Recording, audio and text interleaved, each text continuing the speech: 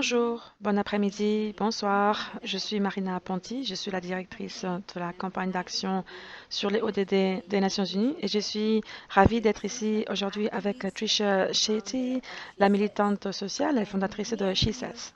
Nous sommes ici pour un dialogue sur le point tournant. Pourquoi? Eh bien parce que nous pensons que 2021 peut vraiment être un moment de transformation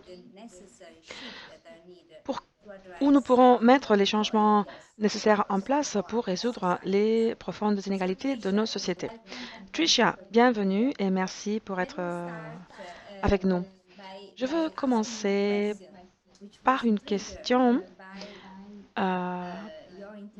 suite à votre intervention en tant que SDG Action Zone en septembre dernier. Vous avez dit quelque chose que nous partageons, qui est vrai, c'est que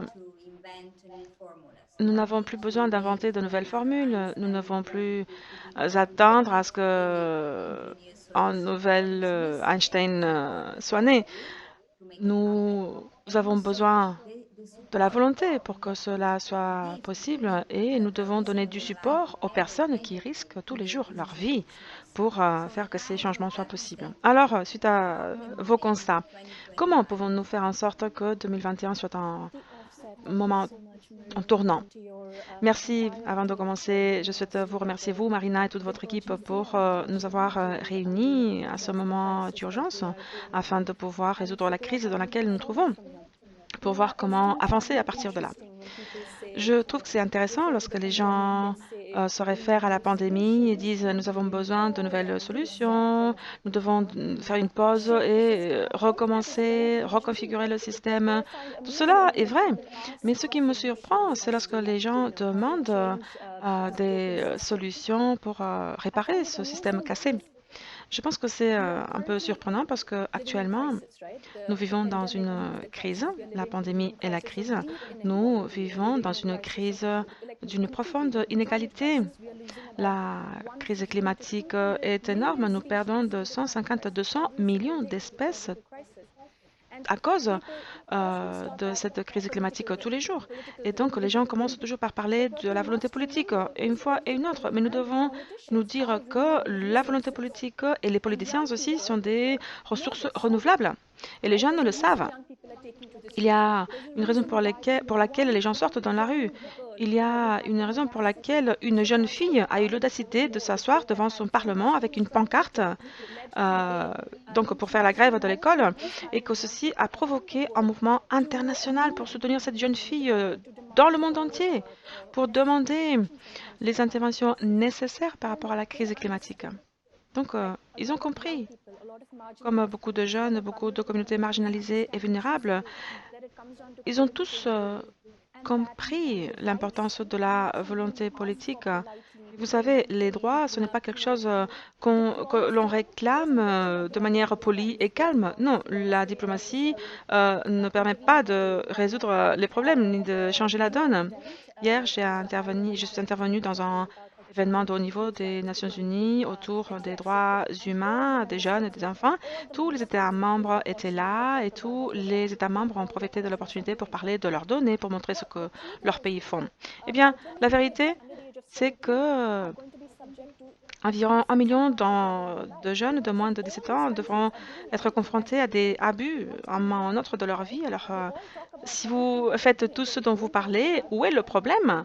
Eh bien, ils ne parlent pas de ce qu'ils ne font pas, ils parlent seulement de ce qu'ils font, mais ils ne parlent pas des inefficacités du système. Alors, la manière pour avancer, c'est tout d'abord en reconnaissant que ces conversations diplomatiques, ces mesures souples, eh ben, je suis tellement fatiguée de tout cela. Euh, Quand je vais à ces événements, j'entends toujours les mêmes personnes qui parlent des mêmes choses.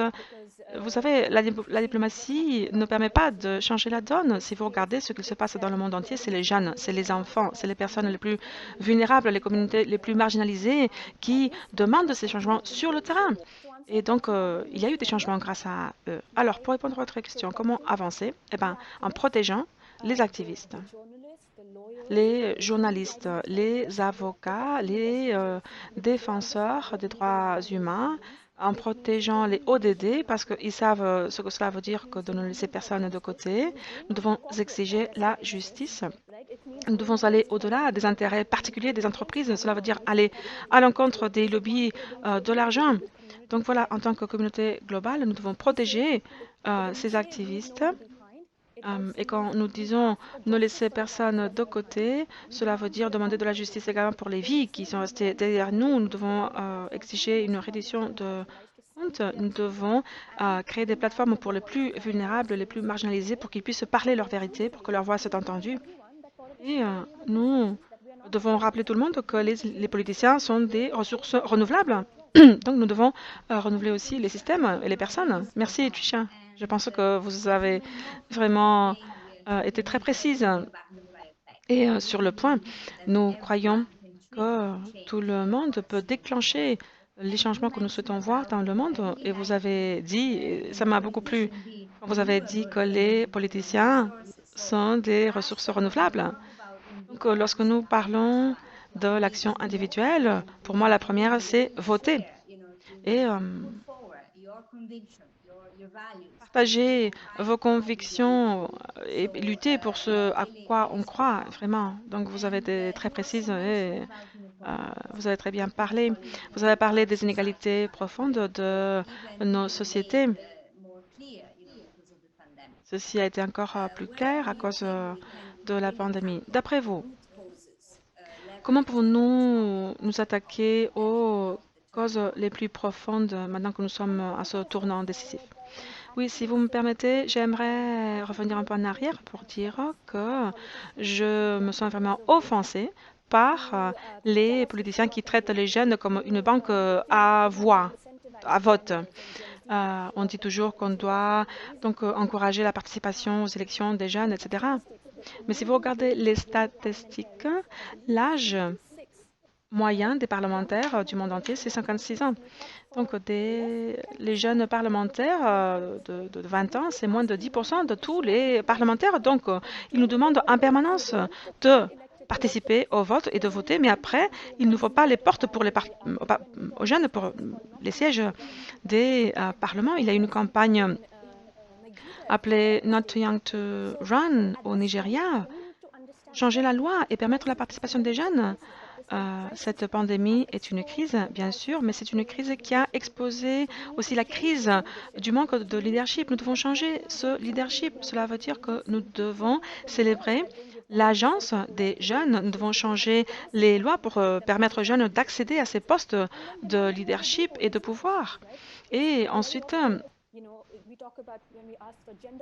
souvent, nous parlons du quota de genre, mais après, on dit, mais qu'en est-il de la méritocratie? Eh bien, franchement, si nous vivions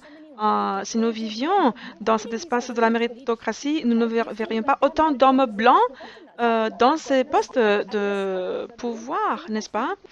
Maintenant, nous n'avons pas de nourriture pour alimenter nos enfants, beaucoup d'enfants qui vivent dans ces zones de guerre. Vous appelez ça la nouvelle normalité?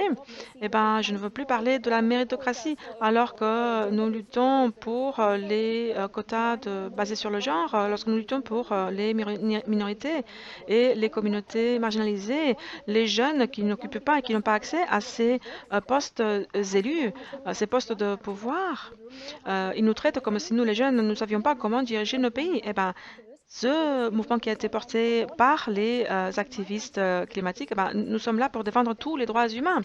Dans mon pays, nous voyons le plus grand nombre de protestations. Plus de 200 millions de personnes ont manifesté en Inde pour réclamer les droits des agriculteurs. Greta Thunberg aussi. À un moment donné, notre gouvernement a émis un mandat d'arrêt contre Greta Thunberg pour avoir partagé une boîte à outils pour expliquer comment participer à des manifestations démocratiques pour soutenir nos agriculteurs. Alors tous les activistes mondiaux dans toutes les villes, Alexandrie, Égypte, il y a eu vraiment des répressions énormes contre ces personnes. Et vous savez ce qu'ils ont fait? Ben, la solidarité a été redoublée. Si vous venez après ma sœur, ben, vous allez contre moi aussi. Voilà, c'est ce qu'ils ont fait.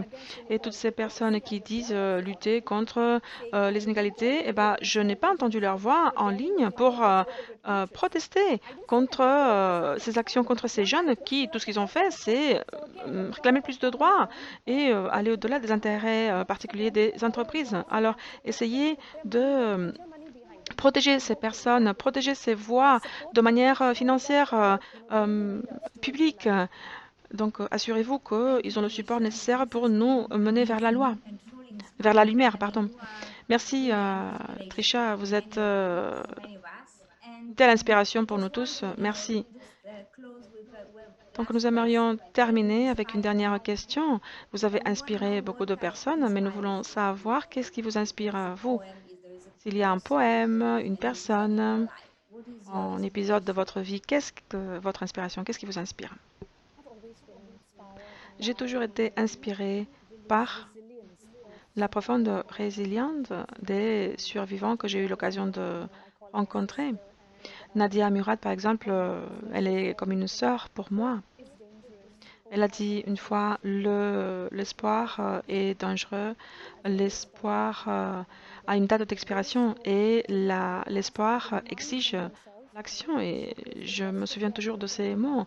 Nous devons donc faire preuve de notre humanité. Ces personnes qui font preuve de leur humanité après avoir subi les pires des choses, je pense que c'est des êtres humains magiques, incroyables. Euh, c'est des personnes qui ont tellement souffert, mais cependant, elles trouvent cette force pour croire à la communauté et pour croire à ce que c'est que de vivre dans une vraie communauté et de lutter pour que personne ne soit laissé de côté. Voilà, je pense que nous devons trouver l'inspiration chez ces personnes qui font le travail sur le terrain. Donc, on doit pas, il ne faut pas que ce soit des lauréats des prix Nobel de la paix, hein. Il y a des personnes, des militants, des activistes qui font un travail incroyable sur le terrain. Merci beaucoup, Trisha. Merci. Merci à vous.